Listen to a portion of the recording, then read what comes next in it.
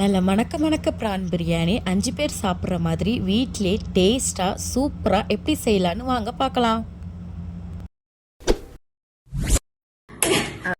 அதுக்கு ஃபஸ்ட்டு ஒரு கடாய் எடுத்துகிட்டு அதில் 3 பெரிய சைஸ் ஆனியன் சேர்த்துக்கோங்க. அந்த ஆனியனை நல்லா ஃப்ரை பண்ணி எடுத்துகிட்டு அதில் 200 ml ஆயில் சேர்த்துக்கோங்க.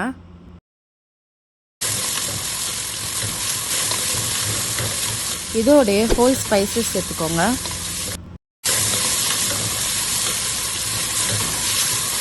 தேவையான அளவு உப்பு சேர்த்துக்கோங்க. 5 பச்சை மிளகா, ஒரு கைப்பிடி புதினா, ஒரு கைப்பிடி மல்லி சேர்த்துக்கோங்க. 2 பெரிய சைஸ் தக்காளி நறுக்கி வச்சுருக்கேன், அதையும் சேர்த்துக்கோங்க. நல்லா வதக்கி விட்டுக்கோங்க. 1 டீஸ்பூன் சில்லி பவுடர் சேர்த்துக்கோங்க. மிக்ஸி ஜாரில் அரை துண்டு இஞ்சி, 2 பூண்டு, ஒரு பச்சை மிளகா, 2 பட்டை, கொஞ்சம் வெங்காயம் சேர்த்து ஃபைன் பேஸ்ட்டை அரைச்சி எடுத்துக்கோங்க.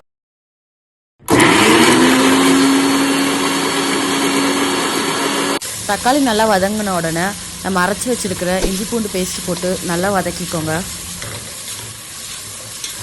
1 ஸ்பூன் கரம் மசாலா, கொஞ்சமாக பிரியாணி மசாலா போட்டு நல்லா வதக்கி எடுத்துக்கோங்க.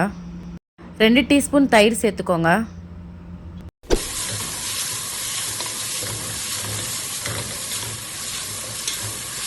பச்சை வாசம் போகிற வரைக்கும் நல்லா வதக்கி எடுத்துக்கோங்க.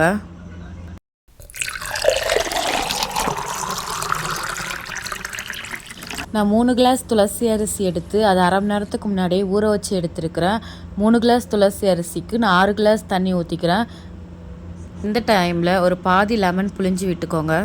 1/2 kg ப்ரான் எடுத்து அதை நல்லா க்ளீன் பண்ணிவிட்டு நல்லா மஞ்சத்தூளில் ஒரு 1/2 hour நான் ஊற வச்சு எடுத்துருக்கிறேன். அதை நான் இப்போ கொதிக்கிற தண்ணியில் இதை போட்டுக்கோங்க. ப்ரான் போட்டுட்டு 5 minutes நல்லா கொதிக்க விட்டுட்டு நம்ம ஊற வச்சு வடிகட்டின அரிசி இப்போ நம்ம இந்த டைமில் போட்டுக்கலாம்.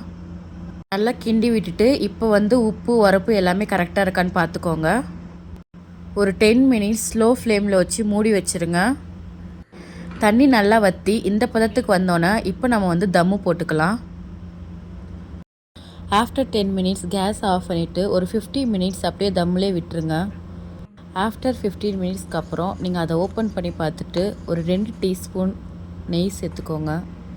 நல்லா கிளறி விட்டு இறக்குனீங்கன்னா நம்மளோட ப்ரான் பிரியாணி ரெடி. டேஸ்ட் அல்டிமேட்டாக சூப்பராக இருக்கும். இதை வீட்டில் செஞ்சு பார்த்துட்டு எப்படி இருக்குன்னு சொல்லிட்டு கமெண்ட் செக்ஷனில் கமெண்ட் பண்ணுங்கள். மறக்காமல் நம்ம சேனலையும் சப்ஸ்கிரைப் பண்ணிக்கோங்க. பாய் பாய்.